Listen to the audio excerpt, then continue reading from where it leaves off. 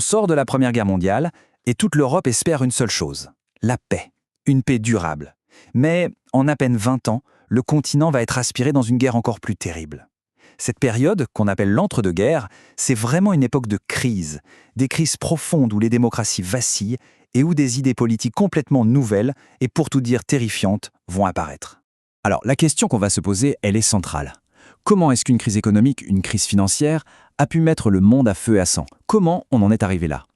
Pour trouver des réponses, il faut faire un petit bond en arrière. Direction les États-Unis en 1929. Bon, on y est. Le point de départ, c'est le 24 octobre 1929, le fameux crash de Wall Street. Au début, c'est financier, ça se passe à la bourse, mais l'effet est dévastateur. C'est comme un jeu de dominos géant. La bourse s'effondre, elle entraîne les banques, qui entraînent les entreprises, et à la fin, c'est un chômage de masse qui explose. Et ce n'est pas qu'un problème américain, non, pas du tout. Dès 1930, la vague de la crise déferle sur l'Europe. Ce graphique, il parle de lui-même. Il montre vraiment la violence du choc. Regardez-moi cette chute, c'est vertigineux. La production industrielle s'effondre littéralement. Les deux pays qui trinquent le plus, les États-Unis bien sûr et l'Allemagne. Leur production est quasiment divisée par deux en 3 ans à peine. Et derrière ces chiffres, qu'est-ce qu'il y a? Eh bien, il y a des millions de gens qui perdent tout. Leur travail, leur maison, c'est la pauvreté, la faim, le désespoir. Et c'est justement sur ce désespoir que les idées les plus extrêmes vont commencer à prospérer.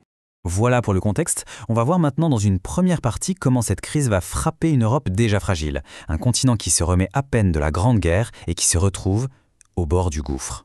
Alors cette carte, elle est super intéressante. Elle nous donne une photo de l'Europe à ce moment-là. Et ce qu'on voit, c'est un continent complètement éclaté.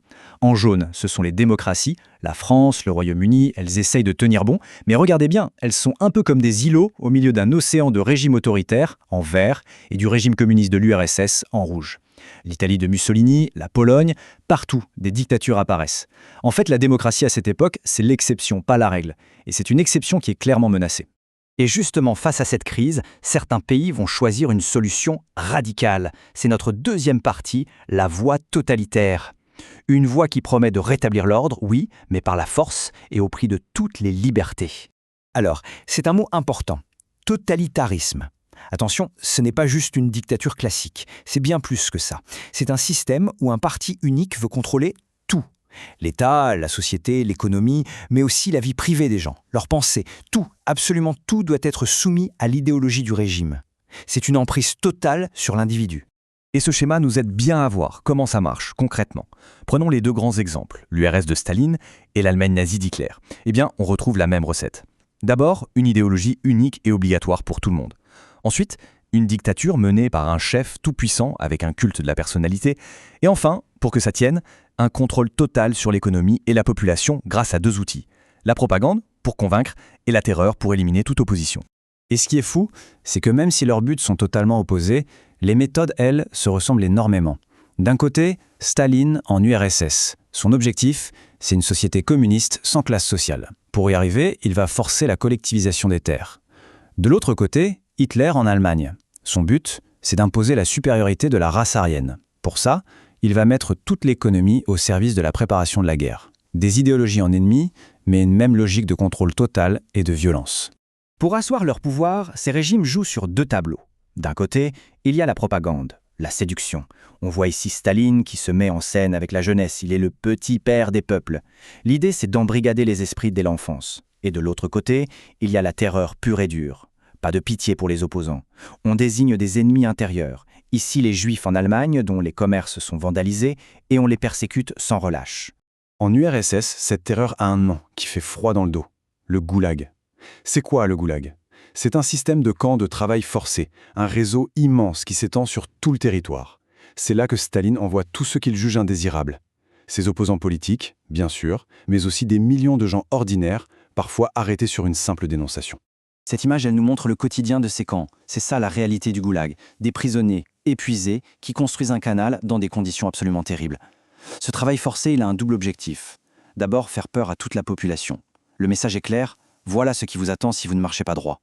Et ensuite, ça sert aussi l'économie, pour réaliser les grands projets industriels du régime. La terreur et l'économie main dans la main. Ok, on a vu la voie totalitaire, mais tout le monde ne choisit pas ce chemin.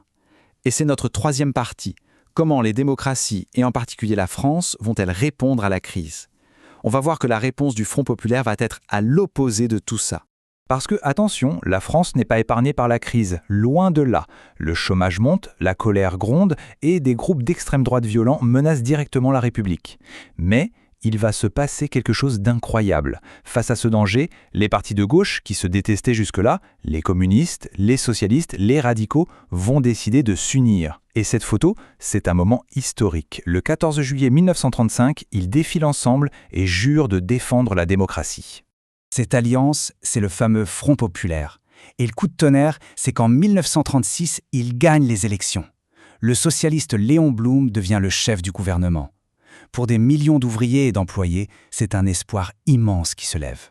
Et le gouvernement de Léon Blum ne va pas perdre de temps. Il va lancer des réformes sociales qui vont changer concrètement la vie des gens. La semaine de travail passe à 40 heures. Et surtout, les 2 semaines de congés payés. Imaginez, pour la toute première fois, des millions de familles ouvrières vont pouvoir partir en vacances, découvrir la mer. C'est une révolution. Et il y a aussi la création de la SNCF, la scolarité qui devient obligatoire jusqu'à 14 ans. Bref, une vraie avancée sociale.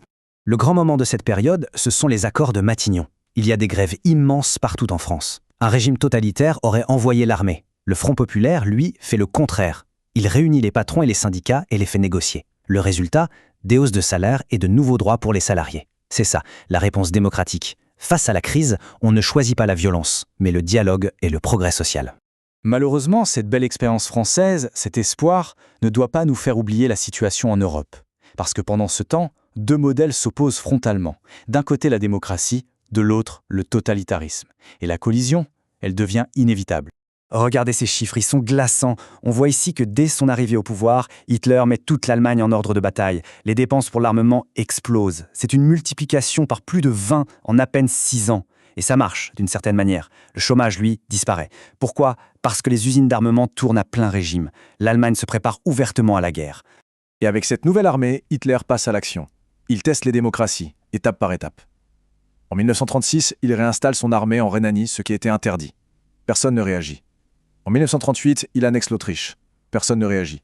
Puis il exige une partie de la Tchécoslovaquie et les démocraties, la France et le Royaume-Uni, cèdent encore, à Munich, en pensant acheter la paix. C'est ce qu'on a appelé la politique d'apaisement. Une terrible erreur. Et là, en août 1939, c'est le coup de théâtre absolu. Un truc que personne n'aurait pu imaginer. Hitler, qui a passé son temps à hurler contre le communisme, et Staline, le chef de l'URSS, signent un pacte de non-agression. Les 2 pires ennemis qui se serrent la main. C'est un choc mondial, comme le montrent bien ces caricatures. Mais en coulisses, cet accord est très simple. Il donne le feu vert à Hitler pour envahir la Pologne. Il sait que Staline ne bougera pas.